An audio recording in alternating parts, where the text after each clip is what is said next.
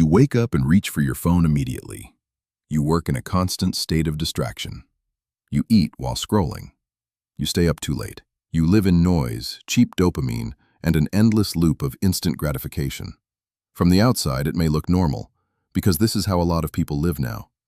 But from a neuroscience perspective, your attention system is being fragmented a little more every single day.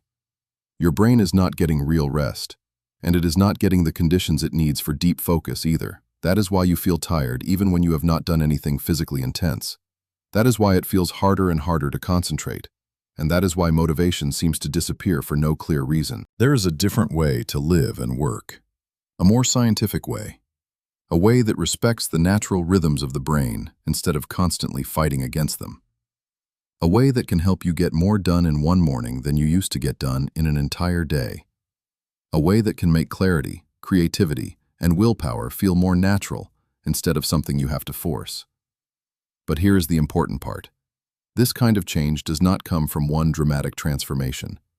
It comes from small actions, repeated consistently, in the right order. In this video, we are not talking about motivation in a vague, generic way. We are talking about a full ecosystem of habits and environmental adjustments that can help upgrade your nervous system from the ground up. And once these pieces start working together, they stop being random tips and start becoming a real operating system for your life. The first principle is the 90-minute rule. Work with your biology, not just with the clock. The human brain was not designed to stay sharply focused for hours without interruption. It tends to operate in natural cycles of about 90 minutes, often called ultradian rhythms. During each cycle, you have a window where focus, mental energy, and creativity are naturally higher. After that, your energy starts to drop, whether you want it to or not.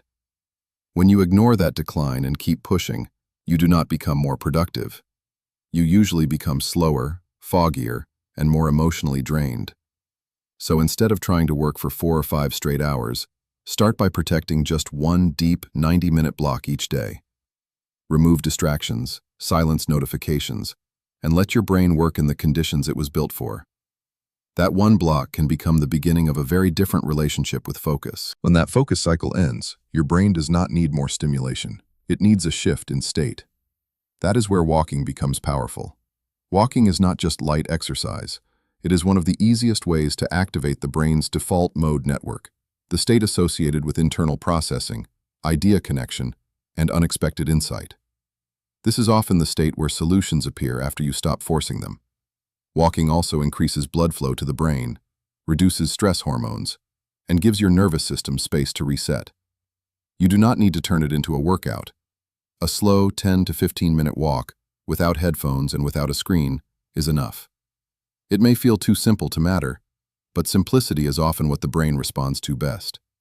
Sometimes the fastest way to get a better idea is to stop trying so hard and just move. The next layer is nutrition, because your brain cannot perform well if the fuel you give it is unstable. The brain uses a huge amount of energy every day, and the quality of that fuel directly affects attention, memory, and mental clarity.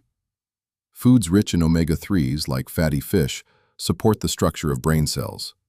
Foods rich in antioxidants, like berries, help protect the brain from stress and damage. Even a small amount of dark chocolate can improve blood flow to the brain. But what matters is not only what you eat, it is also how you eat. If you eat while working, scrolling, or rushing, your body stays in a mild stress state, which can interfere with digestion and recovery. So instead of overhauling your entire diet overnight, start with one small change. Choose one meal each day where you do not look at a screen at all. Just one. That small shift helps your body and brain return to a more stable baseline. Another major problem is what constant technology use does to dopamine. Every notification, every like, every short video gives your brain a quick reward. The problem is not that these rewards exist. The problem is that they are too frequent and too easy. When dopamine comes in constant small bursts, your brain starts adapting to fast rewards. As a result, slower and more meaningful work begins to feel dull, frustrating, or even painful. This is why deep work feels harder after scrolling, not easier. Your brain has been trained to expect novelty every few seconds. That is why digital fasting is so important. It does not mean hating technology. It means giving your attention system a chance to recover. You do not need to make it extreme. Start with one 15-minute period each day where your phone is completely out of reach, and let your brain feel the discomfort of silence long enough to relearn what calm attention feels like. Once you reduce cheap stimulation, something else can return: genuine curiosity. Curiosity is not just a nice feeling. It is one of the brain's most powerful learning mechanisms. When you become deeply interested in something, your reward system activates in a way that increases engagement, memory, and mental flexibility.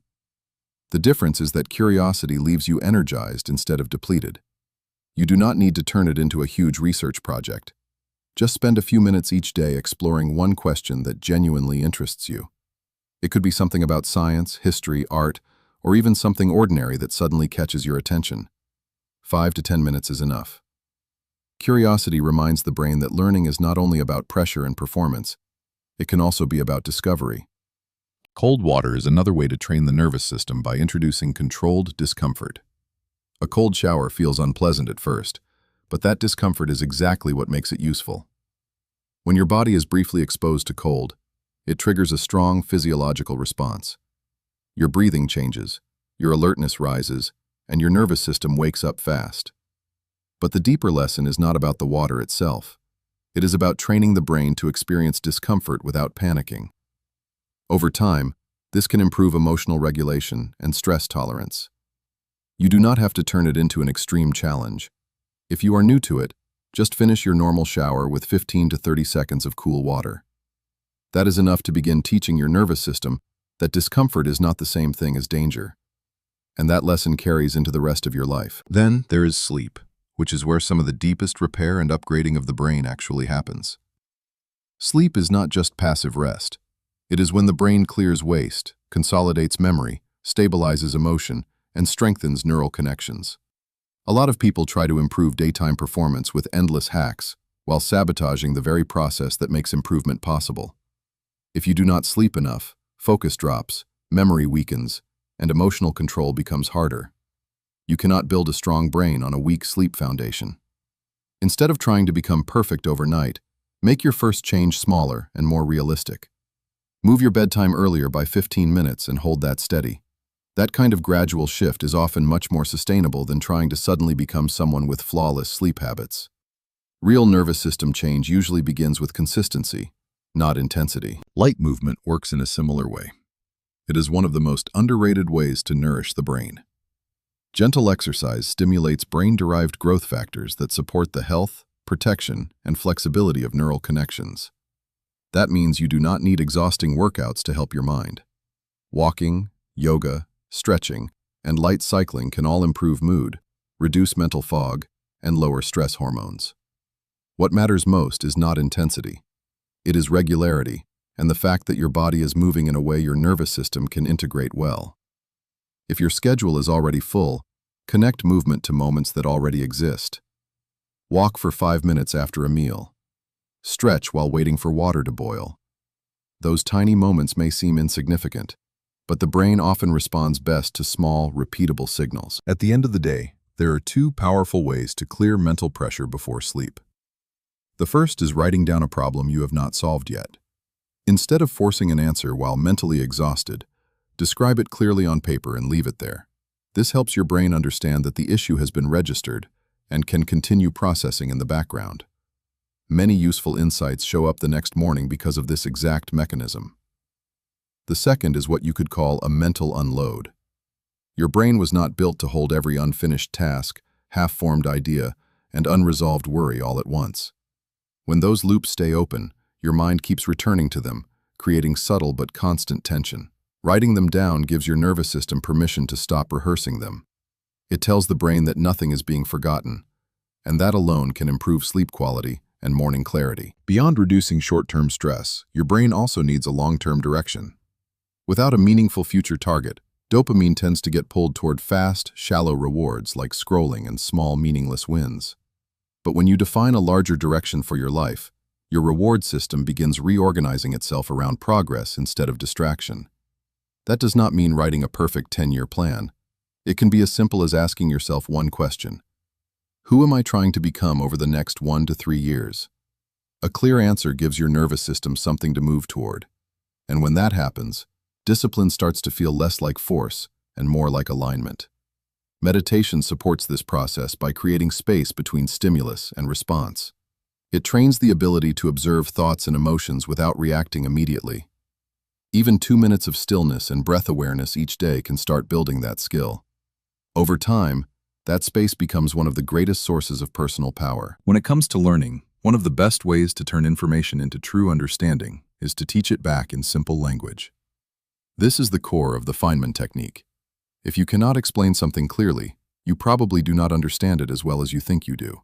Teaching forces the brain to organize information, identify gaps, and turn vague knowledge into structured understanding. You do not need an audience. A few minutes of saying it out loud, or writing it down as if you were explaining it to a child, is enough. In the same way, noticing one small daily improvement helps retrain the reward system. When your brain starts linking effort to visible progress, motivation becomes more sustainable. It no longer depends entirely on giant wins. It begins to grow from small but repeated signs of movement. Strength training, gratitude, short naps, social connection, and morning sunlight all fit into this same larger system. Strength training teaches the nervous system how to stay steady under controlled stress. Gratitude retrains attention so it does not only scan for what is missing or wrong. A 15 to 20-minute nap can restore alertness and support memory in the middle of the day. Genuine social contact releases oxytocin, helping regulate stress and create a sense of safety. Morning sunlight helps reset the body clock, improving wakefulness during the day and melatonin release at night. On their own, each of these habits may seem ordinary, but together, they form a coherent system built around how the brain actually functions. And that is what makes them so powerful. The deeper lesson here is not that you need to adopt every habit at once. It is that the brain does not need to be bullied into becoming stronger. It needs to be supported in the way it was designed to work. It needs cycles of focus and rest. It needs morning light and nighttime darkness. It needs enough movement, enough nourishment, enough silence, and enough real human connection. Once you start seeing these habits as personal experiments rather than rigid rules, it becomes easier to ask better questions. What makes me feel clearer? What makes me calmer? What makes me more focused without draining me? That kind of self-awareness is what allows you to build a system that is actually yours. The goal is not to become a productivity machine. The goal is to create a stable foundation where clear thinking, emotional balance, and sustainable progress become possible. The strongest upgrade does not come from one dramatic decision. It comes from small choices, repeated daily, with intention. So if this made you rethink the way you have been living, start with one small change today. Just one. And let your nervous system begin learning from there.